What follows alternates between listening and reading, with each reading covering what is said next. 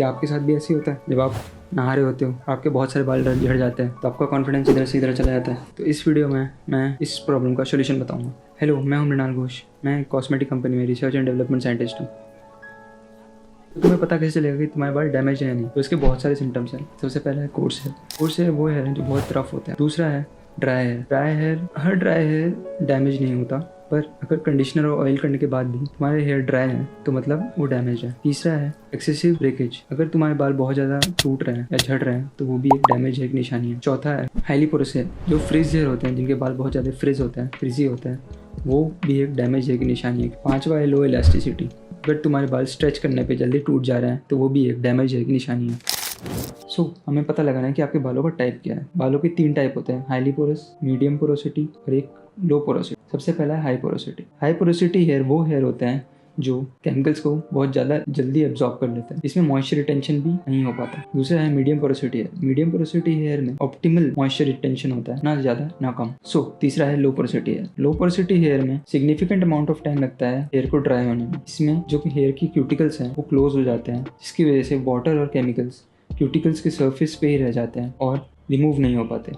अगर आपके बाल ज़्यादा पोरस है तो आपको डीप कंडीशनिंग की ज़रूरत है। आपके बाल लो पोरोसिटी हेयर है तो आपको हीट या स्टीम यूज़ करना पड़ेगा, जिसकी वजह से आपकी क्यूटिकल्स ओपन हो जाए और जिसके बाद आप कंडीशनर यूज़ करें तो वो एब्जॉर्ब हो जाए, जिससे कि क्यूटिकल्स ओपन हो जाए। अब आते हैं सोल्यूशन पे कि हम अपने बालों का वॉल्यूम या डेंसिटी कैसे बढ़ाएं। तो अगर आपको अपने बालों का वॉल्यूम या डेंसिटी बढ़ाना है तो आपको न्यू हेयर फॉलिकल्स लाने पड़ेंगे, जो कि इन प्रोडक्ट से हो सकते हैं।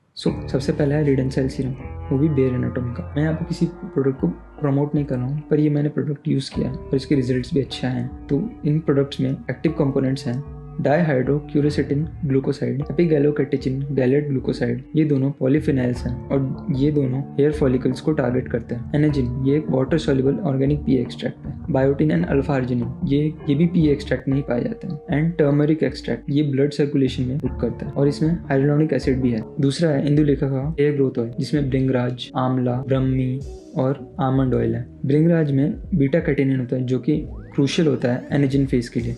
एनेजिन वो फेज होता है जब हमारे बाल ग्रो हो रहे होते हैं। दूसरा है आंवला।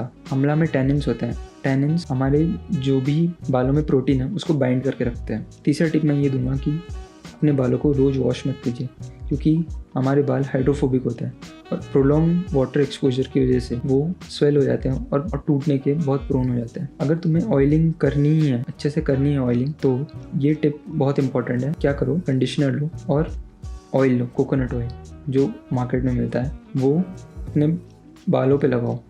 तो क्या होगा कि जो कंडीशनर है उसमें कैटाइनिक सर्फेक्टेंट होता है, वो बालों को रिपेल करता है, तो जिसकी वजह से जो ऑयलिंग है वो और अच्छे से होगी और लुब्रिकेशन भी अच्छे से होगा। अगर ऑयल यूज़ करना ही है तो ये 2 ऑयल यूज़ करो, कोकोनट ऑयल और आर्गन ऑयल, क्योंकि जो इसमें फैटी एसिड का जो परसेंटेज है वो सेम होता है जो हमारे बालों में फैटी एसिड्स हैं वो मिमिक करते हैं, तो ये ऑयलिंग में हमें मदद करता है। Try to avoid heat and product which contains SLS, SLES। और अपने बालों को बढ़ाओ। अगर बार बार अपने बालों को छोटे कर दोगे तो उसमें वॉल्यूम कैसे आएगी? तो इसलिए अपने बालों को बढ़ाओ।